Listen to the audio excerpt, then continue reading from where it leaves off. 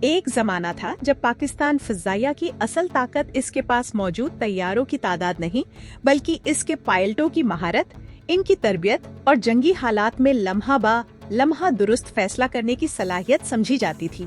یہی وہ برتری تھی جس نے ایک نسبتاً چھوٹی فضائی قوت کو ہمیشہ ایک بڑے حریف کے مقابل کھڑا رکھا۔ لیکن اب ایک خاموش مگر نہایت اہم مسئلہ پاکستان فضائیہ کے اندر تیزی سے ابھر رہا ہے، اور یہ مسئلہ نہ کسی نئے دشمن کا ہے، نہ کسی نئے محاج کا، بلکہ خود اس تربیتی نظام کا ہے جس نے کبھی پاکستان فضائیہ کو غیر معمولی بنایا تھا۔ آج پاکستان فضائیہ کی فرنٹ لائن مکمل طور پر بدل چکی ہے۔ JF-17C، بلاک 3، J-10C، جدید AESA، radar helmet mounted display data links, electronic warfare systems اور نیٹ ورک سینٹرک جنگی ماحول اب اس کے فضائی نظریے کا حصہ ہیں۔ مگر حیران کن حقیقت یہ ہے کہ ان جدید ترین لڑاکا طیاروں تک پہنچنے والے پائلٹ آج بھی ایک ایسے تربیتی رستے سے گزرتے ہیں جس کی بنیاد کئی دہائیاں پرانے طیاروں پر قائم ہے۔ پاکستان فضائیہ کا بنیادی jet trainer Cessna T-37 tweet ہے، ایک ایسا طیارہ جس نے پہلی بار 1954 میں پرواز کی تھی۔ یہ وہ دور تھا جب نہ ڈیجیٹل کاکپٹ موجود تھے، نہ جدید انسانی مشین انٹرفیس، نہ سینسر فیوزن، نہ ملٹی موڈ ریڈار۔ آج بھی پاکستان فضائیہ کے پاس اس کے فعال طیارے موجود ہیں، مگر حقیقت یہ ہے کہ ان کی موجودگی محض مسلسل سروس لائف ایکسٹینشن پروگرامز کی وجہ سے برقرار ہے۔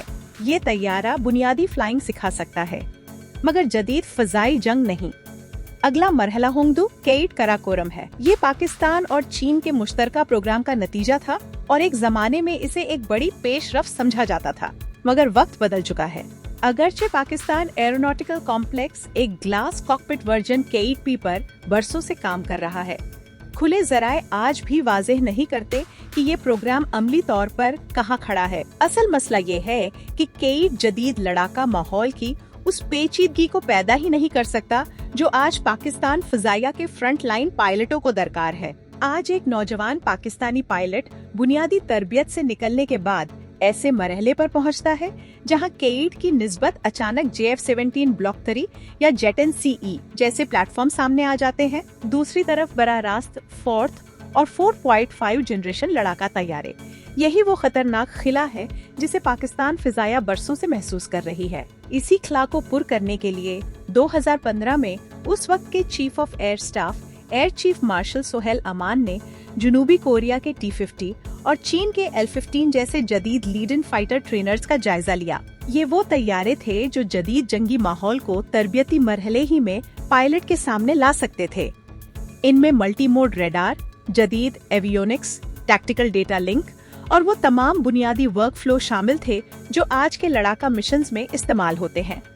لیکن فیصلہ لاگت پر آ کر رک گیا، پروگرام کو روک دیا گیا۔ پاکستان فضائیہ نے وقتی طور پر ایک عبوری حل نکالا، میاں والی میں شوٹر اسکواڈرن قائم کیا گیا۔ اس کا مقصد کیٹ سے نکلنے والے نوجوان پائلٹوں کو F-16 اور JF-17 کی طرف لے جانا تھا، مگر یہاں بھی استعمال ہونے والا پلیٹ فارم FT-7P تھا جو دراصل ایک پرانی نسل کے F-7 کا 2 نشستوں والا ورژن تھا۔ یہ ایک عارضی بندوبست تھا، مستقل حل نہیں، اور اب صورتحال مزید واضح ہو چکی ہے۔ پاکستان فضائیہ کے 2024 کے اپنے مواد میں FT-7P کو ان پلیٹ فارمز میں شامل کیا گیا جنہیں ریٹائر کیا جانا ہے، یعنی عبوری پل بھی ختم ہونے کے قریب ہے۔ مگر اس کے بعد کیا آئے گا، اس کا کوئی حتمی جواب ابھی موجود نہیں۔ یہ مسئلہ صرف طیاروں کا نہیں، یہ دراصل اس ادارہ جاتی فلسفے کا مسئلہ ہے جس نے پاکستان فضائیہ کو ہمیشہ ایک الگ مقام دیا۔ 1965 اور 1971 کی جنگوں سے لے کر جدید دور تک پاکستان فضائیہ بارہا عددی برتری رکھنے والے دشمن کے سامنے کھڑی ہوئی، مگر اس کی اصل طاقت تربیت تھی۔ یہی وجہ ہے کہ پاکستان فضائیہ نے برسوں پہلے کامبیٹ کمانڈر اسکول جیسا سخت ترین تربیتی ادارہ قائم کیا۔ یہاں صرف پرواز نہیں سکھائی جاتی، یہاں فیصلہ سازی، فضائی حکمت عملی، مختلف النوع فضائی لڑائی اور نیٹ ورک سے منسلک جنگی ماحول میں سوچنے کی تربیت دی جاتی ہے۔ یہی وہ ذہنی ساخت ہے جس نے پاکستان فضائیہ کو بار بار جنگی میدان میں غیر متناسب نتائج دینے کے قابل بنایا۔ فروری 2019 کا آپریشن سوئفٹ ریٹارٹ اسی تربیتی فلسفے کی ایک واضح مثال تھا۔ محدود وقت میں مختلف النوع طیاروں پر مشتمل ایک مربوط حملہ آور پیکج تیار کیا گیا، جس میں JF-17, F-16, Miraj, ARI, AEW&C और इलेक्ट्रॉनिक वॉरफेयर प्लेटफॉर्म्स शामिल थे। ये सिर्फ टेक्नोलॉजी नहीं थी, ये तरबियत याफ्ता जहनों की जंग थी। फिर मई 2025 आया, जब ऑपरेशन बुनियानुल मरसूस में पाकिस्तान फिजाइया ने एक इंतहाई पेचीदा, कसीरजहती फिजाई माहौल में भारतीय फिजाइया के कहीं बड़े पैकेज का सामना किया। ये जदीद तारीख की सबसे बड़ी BVR फिजाई झड़पों में शुमार की गई। वहाँ सिर्फ तैयारे नहीं लड़ रहे थे, वहाँ मालूमात लड़ रही थी, सेंसर लड़ रहे थे, डेटा लिंक्स लड़ रहे थे और सबसे बढ़कर वो पायलट लड़ रहे थे जिन्हें इस सतह की पेचीदगी संभालने की तरबियत दी गई थी। लेकिन यही सवाल अब खतरनाक हद तक संजीदा हो चुका है। अगर पाकिस्तान फिजाइया के फ्रंट लाइन प्लेटफॉर्म जदीद से जदीद तर हो रहे हैं, मगर इन तक पहुंचने वाला तरबियती रास्ता पुराना होता जा रहा है, तो आने वाले बरसों में ये फर्क एक ऑपरेशनल खतरा बन सकता है। आज सुपर मुश्ताक अपनी जगह मुअस्सिर है। इब्तिदाई तरबियत के लिए ये अब भी एक कामयाब प्लेटफॉर्म है और पाकिस्तान इसे कई मुमालिक को बरामद भी कर चुका है। मगर बुनियादी तरबियत के बाद जो खला शुरू होता है, वही असल तशवीश है। T-37 अब अपने वक्त से बहुत आगे निकल चुका है। केट महदूद हो चुका है। FT-7P रिटायरमेंट के करीब है और जदीद लीड इन फाइटर ट्रेनर अब भी फाइलों में मौजूद एक जरूरत है, हकीकत में मौजूद एक सलाहियत नहीं। यही वजह है कि पाकिस्तान फिजाइया के अंदर इस जरूरत को महज एक खरीदारी मंसूबा नहीं समझा जा रहा। ये दरअसल आइंदा दहाई की फिजाई जंगी तैयारी का बुनियादी सवाल बन चुका है। फैसला सिर्फ ये नहीं कि कौन सा तैयारा खरीदा जाए, असल फैसला ये है कि क्या पाकिस्तान फिजाइया अपनी उस सबसे बड़ी रवायती बर्तरी यानी तरबियत को नई नस्ल की जंग के मुताबिक दोबारा तश्कील दे पाएगी या नहीं, क्योंकि आने वाली फिजाई जंगों में सिर्फ जदीद तैयारा काफी नहीं होगा। असल बर्तरी उस पायलट की होगी जो पहली परवाज से ही उस जंग के लिए तैयार किया गया हो, जो अभी पूरी तरह शुरू भी नहीं हुई। इसी खला के बाद असल सवाल ये पैदा होता है कि पाकिस्तान फिजाइया को अब जाना किस सिमत है। मसला सिर्फ पुराने तैयारों को नए तैयारों से बदलने का नहीं, बल्कि एक ऐसे मुकम्मल तरबियती मॉडल की तश्कील का है जो आइंदा 15 से 20 बरस के फिजाई जंगी माहौल के मुताबिक हो।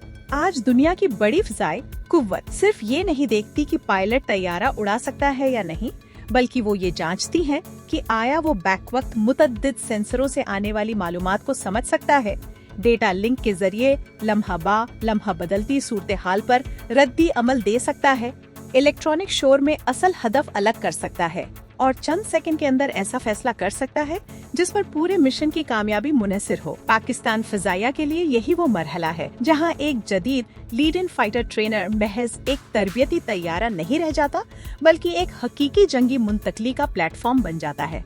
इसीलिए गुज़श्ता चंद बरसों में चीन के होंगडू L-15 का नाम बार बार सामने आया। 2023 में इस तैयारे की पाकिस्तान में आजमाइश महज एक रस्मी मुजाहिरा नहीं थी।